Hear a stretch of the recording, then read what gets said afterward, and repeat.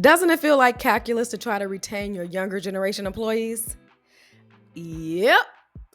This is where we are right now, where loyalty is the exception and not the rule. This is a challenge that's unproductive for both sides of the workplace equation, for both the employee and the employer. In this video, we'll explore why millennials and Gen Zs are running away from your company. So whose fault is it? Is it Gen X and baby boomers' fault? Or perhaps the younger generations, their minds just aren't developed yet, or maybe they're too sensitive. It's not as trivial as that. I promise you there are blind spots in your organization that's creating this revolving door for young professionals that doesn't have to be. So let's open this Pandora's box and get to the bottom of this contagious reality. We need to start looking at this as a two-part equation, starting with the things that we know are true. We know that millennials are the job hopper generation. We know that Gen Z just doesn't show up. And if you haven't checked out my video on that, you can check that link above. Gen X is known often as the silent generation, where you're not young, where you're not old, but you are outnumbered. We also know that baby boomers are staying longer in the workplace past where they thought they would retire because of the economy. Ooh.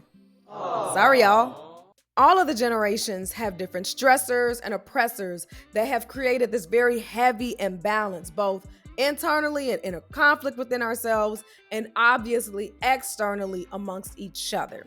But before we start to, or even attempt to rebalance these scales, let me help you understand why we're here in the first place. First of all, why do millennials job hop? Remember, everything that we do is rooted and grounded in purpose. Work is an extension of who we are. For the most part, we don't really compartmentalize when it comes to that. When the situation changes or we realize that the work environment and the mechanisms around it no longer align with the vision that we have for our lives, then it just feels like a waste of time for us to stay. So that's why we job hop. As a leader, what can you do about this?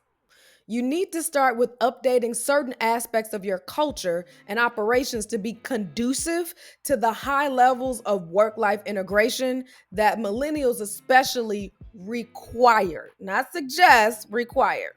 By the time a person understands that their purpose is not going to be realized within their job or within their work, there's really nothing you can do at that point. You miss the opportunity to address it. It's like breaking up with someone because it's just not a good fit. Sure, that other person can make adjustments and put their best foot forward, and the relationship can linger for a little bit longer, but at the end of the day, it's still the wrong person.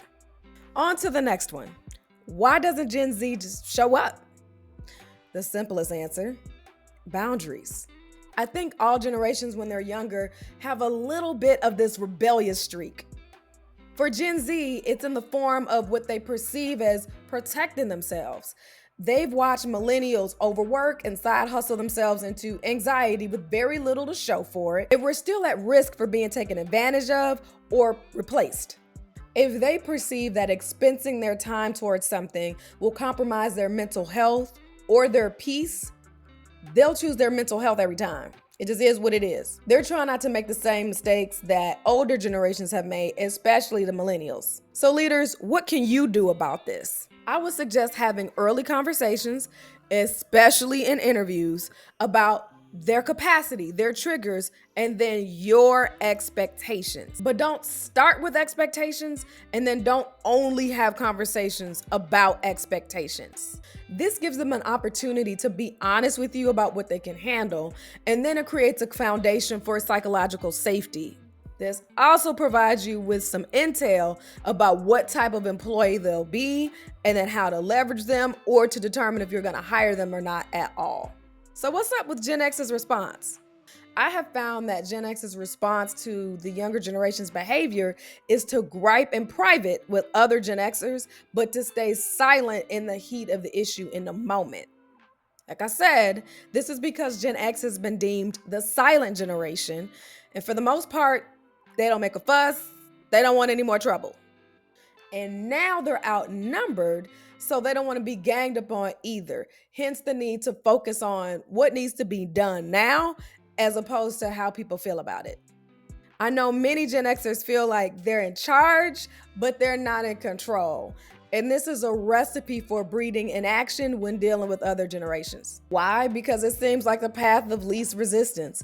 And when you've got a million deadlines and you're responsible for the whole world, that makes sense as a path to choose. However, this is also the path of a slow deterioration of your workforce. So, what should Gen X do? You need to find the balance between two extremes. Saying and doing nothing on one end just heaps a pile of mess under the rug that we're just gonna keep walking by and act like it's not piling up, but we see that it's there.